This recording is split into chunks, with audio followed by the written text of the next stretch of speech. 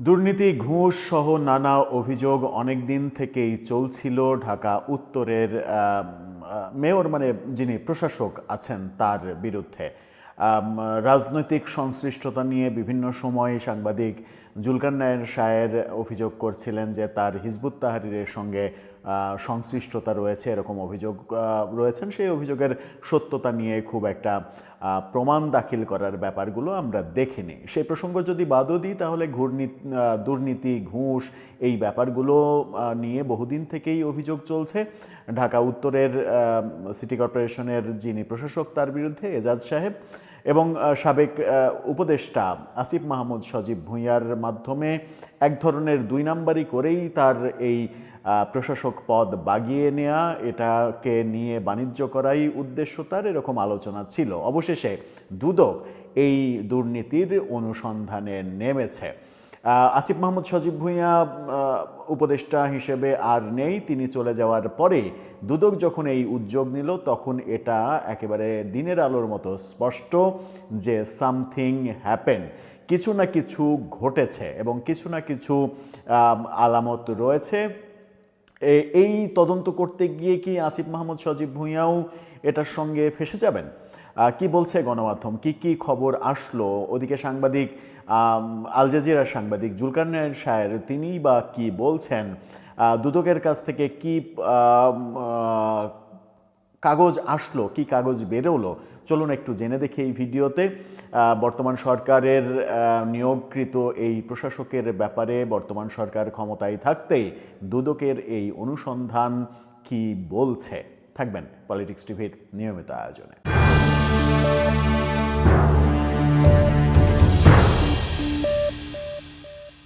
দর্শক, বলছিলাম ঢাকা উত্তর সিটি কর্পোরেশনের প্রশাসকের বিরুদ্ধে নেমেছে দুদক। এই খবরটি নিশ্চিত করছে গণমাধ্যম। বিডি নিউজ 24-এর শিরোনামটা দেখে নিতে পারেন। সেখানে বলা হচ্ছে, ঘুষ, দুর্নীতি, ঢাকা উত্তরের প্রশাসক এজাজকে দুদকের তলব। তার বিরুদ্ধে বিভিন্ন অভিযোগ অনুসন্ধানও শুরু করেছে দুদক, এরকমটা নিশ্চিত করছে।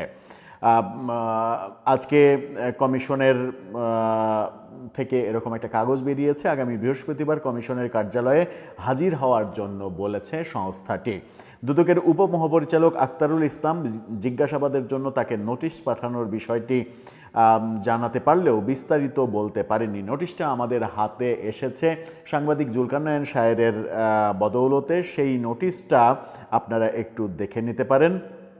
সেই নোটিশে যেটা বলা হচ্ছে সেটা হচ্ছে যে এত দ্বারা জানানো যাচ্ছে যে নিম্নলিখিত অভিযোগের বিষয়ে অনুসন্ধানপূর্বক প্রতিবেদন দাখিলের জন্য নিম্ন স্বাক্ষরকারীকে টিম লিডার ও সুবিমল চাকমা উপসহকারী পরিচালককে সদস্য করে 2 সদস্যের একটি অনুসন্ধান টিম তৈরি করা হলো। অভিযোগের সংক্ষিপ্ত বিবরণীতে বলা হচ্ছে, জনাব মোহাম্মদ এজাজ প্রশাসক, ঢাকা উত্তর সিটি কর্পোরেশন, ঢাকা এর বিরুদ্ধে ক্ষমতার অপব্যবহারপূর্বক নানাবিধ অনিয়ম, দুর্নীতি ও ঘুষ গ্রহণের অভিযোগ। সুষ্ঠু অনুসন্ধানের স্বার্থে বর্ণিত অভিযোগের বিষয়ে আপনার বক্তব্য শ্রবণ গ্রহণ করা প্রয়োজন।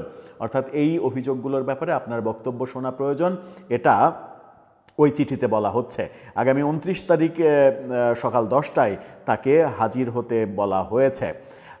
সেখানে অভিযোগগুলোর মধ্যে রয়েছে ঢাকায় মিরপুর গাবতলী পশুরহাট ইজারা, ই রিক্সা প্রকল্প, বোরাক টাওয়ার বা হোটেল শেরাটন দখলভার, বনানী কাঁচাবাজারে দোকান বরাদ্দ, খিলগা তালতলা সুপারমার্কেটের পার্কিং স্থানে দোকান নির্মাণ ও বরাদ্দ, সিটি কর্পোরেশনের ভ্যান সার্ভিস, ফুটপাতে দোকান বরাদ্দ ও ঢাকা সিটি কর্পোরেশনের স্বার্থ সংশ্লিষ্ট অন্যান্য নানাবিধ বিষয় সংক্রান্তে হাজির হয়ে নিম্ন স্বাক্ষরকারীর নিকট বক্তব্য প্রদানের জন্য বিশেষভাবে উল্লেখ করা হচ্ছে।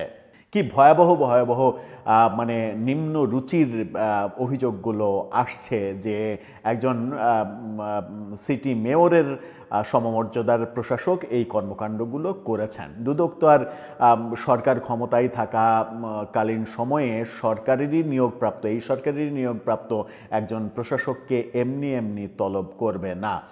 তার মানে নির্বাচনের আগেই সম্ভবত ঢাকার উত্তরের প্রশাসক তার চাকরি হারাচ্ছেন এবং দুদকের ফাঁদে পড়ছেন। এটা নিয়ে সাংবাদিক জুলকারনাইন শাহের তিনি ফেসবুকে পোস্ট করেছেন।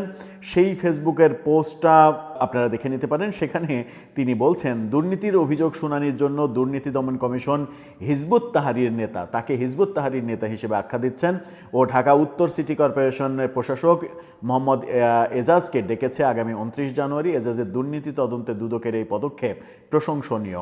সাথে এটাও যোগ করতে চাই যে এজাজের সিংহভাগ অপকর্মের ডান হাত হিসেবে ভূমিকা রেখেছেন ডিএনসিসির প্রধান প্রকৌশলী ব্রিগেডিয়ার জেনারেল মঈনুদ্দিন, যিনি 2024 ফেব্রুয়ারি হতে ডিএনসিসিতে কর্মরত আছেন। এজাজের পাশাপাশি ডিএনসিসির chief engineer brigadier general Mohammad মঈনুদ্দিনের বিষয়েও তদন্ত অতি জরুরি, এরকমটা লিখেছেন জুলকারনাইন শায়ের। এই ব্যাপারটা চাঞ্চল্যের সৃষ্টি করেছে। এখন দেখার বিষয় যে এই কেঁচো খুঁড়তে গিয়ে সাপ বের হয়ে পড়ে কিনা, কারণ এই এজাজের সঙ্গে সাবেক উপদেষ্টা আসিফ মাহমুদ সজীব ভুঁইয়ার ঘনিষ্ঠ সম্পর্ক, এবং অনেক অভিযোগ ছিল আসিফ মাহমুদ সজীব ভুঁইয়া দায়িত্বে থাকাকালীন সময়ে যে বিশাল অঙ্কের টাকার বিনিময়ে এজাজকে ঢাকা উত্তর সিটি কর্পোরেশনের প্রশাসক হিসেবে নিয়োগ দেওয়া হয়েছে, নিজের পছন্দে নিয়োগ দেওয়া হয়েছে। ব্যাপারগুলো এই অভিযোগের মধ্যে আসে কি না, এজাজ সাহেবের নানা রকমের অপকর্মের যে তদন্তে নেমেছে দুদক, সেখানে অভিযোগগুলো স্পষ্ট করেছে, সাথে ঘুষ গ্রহণের ব্যাপারগুলোও রয়েছে। দর্শক, আপনি কি ভাবছেন, কি হতে চলেছে, কোন সার্কাস আমরা দেখতে চলেছি? আপনার মতামত জানিয়ে লিখতে পারেন আমাদের কমেন্ট বক্সে।